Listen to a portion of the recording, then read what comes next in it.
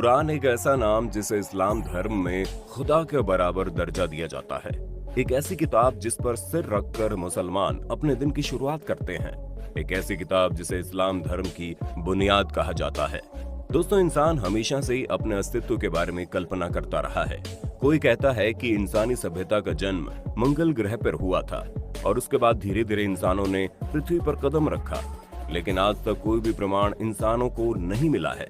कई बार विज्ञान के अलावा हम लोग कुछ पुराने ग्रंथों जैसे रामायण, महाभारत और कुरान में भी इंसानों के वजूद की तलाश करते हैं। और आज के इस वीडियो में हम आपको कुरान से जुड़ी कुछ ऐसी बातों के बारे में बताएंगे जिन्हें शायद ही आपने आज से पहले सुना हो, तो हमारे साथ अंत तक बने रहिए। ये वीडियो शुरू करने से पहले हम आपको बता दें कि कुरान कोई वैज्ञानिक किताब नहीं है। इसका वैज्ञानिक दृष्टि से दूर दूर तक कोई नाता नहीं है, लेकिन फिर भी कुरान में कुछ ऐसी बातें पाई जाती हैं जिन्हें देखकर विज्ञान भी हैरान है। इनमें से कुछ बातों को तो वैज्ञानिकों ने सुलझा लिया है, लेकिन कुछ बातें आज भी रहस्य बनी हुई है। इस किताब में कुछ ऐसी बातें भी पाई गई हैं जो भविष्यवाणी को सच साबित करती हैं। मतलब कुरान में लिखी कुछ भविष्यवाणियां सच हो चुकी हैं। खैर, जो भी हो, आइए जानते हैं कुरान के कुछ रहस्यमयी फैक्ट के बारे में। Origin of life. इसमें कोई संदेह नहीं है कि पानी हमारे लिए कितना इम्पोर्टेंट है। पानी के बिना जीवन की कल्पना कर पाना भी नामुमकिन है। सभी जीवित प्राणियों के लिए पानी महत्वपूर्ण भूमिका निभाता है। कुरान भी इसी बात का दावा करती है कि पानी ही जीवन की उत्पत्ति है। पानी से ही जीवन की शुरुआत हुई है। पर कहीं न कहीं ये बात सच भी है, क्योंकि हमारे शरीर का 80% हिस्सा पानी से बना हुआ है। सभी जीवित प्राणियों की कोशिकाएं पानी से बनी होती है। मतलब जीवन और पानी एक दूसरे के पूरक हैं। कुरान का ये दावा हमेशा से ही वैज्ञानिकों के लिए एक चुनौती बनता रहा है। कुरान के इस असाधारण दावे को नजरअंदाज करना भी कहीं न कहीं मुश्किल है, क्योंकि पानी से ही जीवन का वजूद है। लोहा। कुरान में दावा किया गया है कि लोहा प्राकृतिक रूप से पृथ्वी पर पाई जाने वाली धातु नहीं है। ये अंतरिक्ष से पृथ्वी पर आया है। और हम आपको बता दें कि पृथ्वी की सबसे भीतरी सतह, जिसे क्रूड कहा जाता है, पूरी तरह से पिघले हुए लोहे की बनी हुई है। मतलब धरती के अंदर खौलता हुआ गर्म लोहा भरा हुआ है। सोचने वाली बात तो यह है कि अगर लोहा पृथ्वी पर नहीं पाया जाता था, तो फिर इतना सारा लोहा पृथ्वी के अंदर कैसे समा गया। कुरान इस बात का दावा करता है कि अरबों साल पहले पृथ्वी ग्रह की टक्कर उल्कापिंडों से हुई होगी, और ये सभी उल्कापिंड पूरी तरह से लोहे के बने हुए थे। ये टक्कर इतनी तेज थी कि टक्कर के उपरांत जोरदार विस्फोट हुआ होगा और उल्कापिंड का सारा लोहा पिघलकर पृथ्वी के अंदर मिक्स हो गया। और कहीं न कहीं वैज्ञानिकों ने भी इस बात का दावा किया है कि लोहा अंतरिक्ष से पृथ्वी पर आया होगा। ये शुरुआत से पृथ्वी पर नहीं पाया जाता था। वैज्ञानिकों की खोज कहीं न कहीं कुरान को सही साबित करती है। Sky is protected. दोस्तों, आपने कहावत तो जरूर सुनी होगी, जिसके ऊपर छत नहीं होती वो आसमान की छत के नीचे सो जाता है। मतलब आसमान हमारे लिए छत के समान है, जो हमें सूरज से आने वाली हानिकारक तेज किरणों से बचाता है। अगर आसमान नहीं होता तो सूर्य की तपन से सारी पृथ्वी जलकर नष्ट हो जाती। इसके अलावा आसमान अंतरिक्ष से आने वाले धूल के कणों और जहरीली गैसों से भी हमारी पृथ्वी के वातावरण को बचाता है। दोस्तों, आपको जानकर हैरानी होगी कि आसमान के ऊपर -270 डिग्री सेल्सियस वाली कड़ाके की ठंड पड़ती है। अगर आसमान नहीं होता तो इस ठंड का असर पृथ्वी पर भी पड़ता। इसके अलावा आसमान में पाई जाने वाली ओजोन गैस पराबैंगनी किरणों से हमारी रक्षा करती है।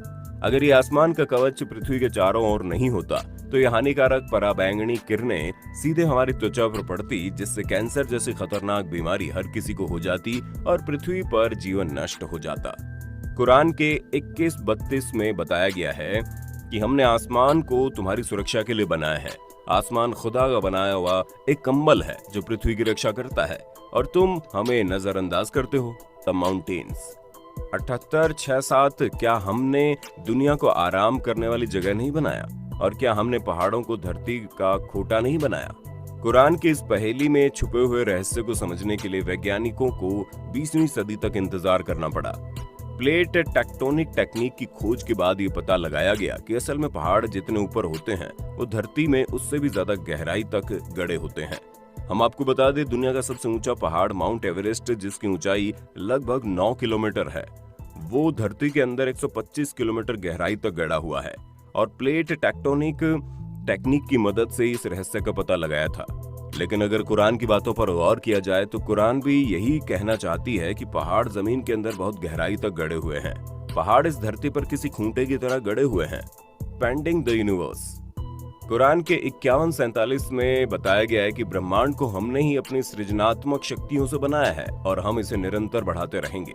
ये बात जानकर आश्चर्य होता है कि जब खगोलीय विज्ञान का अस्तित्व मात्र था, तब कुरान में इस बात का जिक्र कर दिया गया था और बाद में वैज्ञानिकों ने ये साबित भी कर दिया कि ब्रह्मांड लगातार बढ़ रहा है।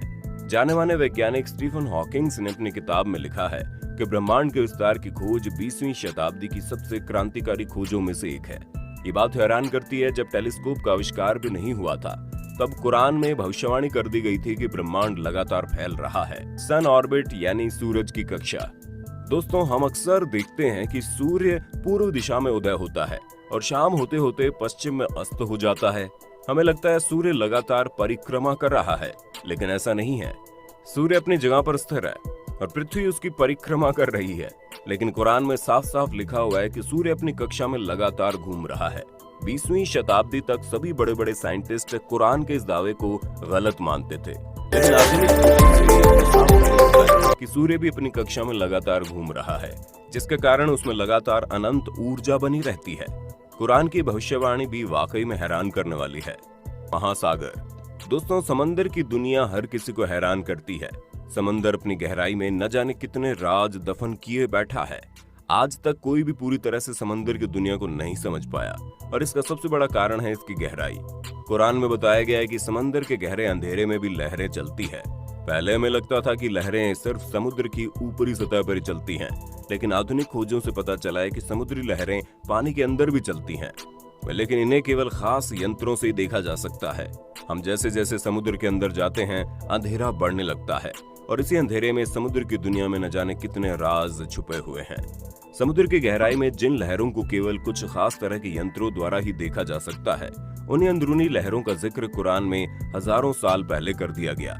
आखिर कुछ तो बात है। Lying and movement. कुरान में बताया गया है कि पैगंबर मोहम्मद के समय में एक बहुत ही अत्याचारी राजा हुआ करता था। उस अत्याचारी राजा को चेतावनी देने के लिए कुरान की आयत में लिखा हुआ है, अगर वो अत्याचारी शासक अपनी हरकतों से बाज नहीं आया तो हम उसके झूठे और अत्याचारी मस्तिष्क को खींचेंगे, घसीटेंगे। अब यहाँ पर सोचने वाली बात यह है कि कुरान ने उस अत्याचारी राजा को नहीं बल्कि उसके मस्तिष्क को जिम्मेदार ठहराया। मतलब इसका सीधा सा अर्थ है, कुरान कहना चाहता है कि हमारे झूठ, हमारी गतिविधियों के लिए हमारा मस्तिष्क ही जिम्मेदार होता है। और आज की कई रिसर्च में पता चला है कि हमारी सभी गतिविधियों के लिए हमारे मस्तिष्क का आगे वाला भाग जिम्मेदार है। कुरान में साफ साफ लिखा गया है कि अगर कोई इंसान पाप करता है तो इसका ये बिल्कुल भी मतलब नहीं है कि इंसान पापी है, बल्कि उसका दिमाग पापी है और उसके दिमाग के आगे वाले हिस्से को सजा दी जाएगी। कॉम्प्लिकेटेड मस्तिष्क की जिन गतिविधियों को विज्ञान आज भी समझा नहीं पाया है, कुरान ने इसे पहले ही समझा दिया था। Pain receptor.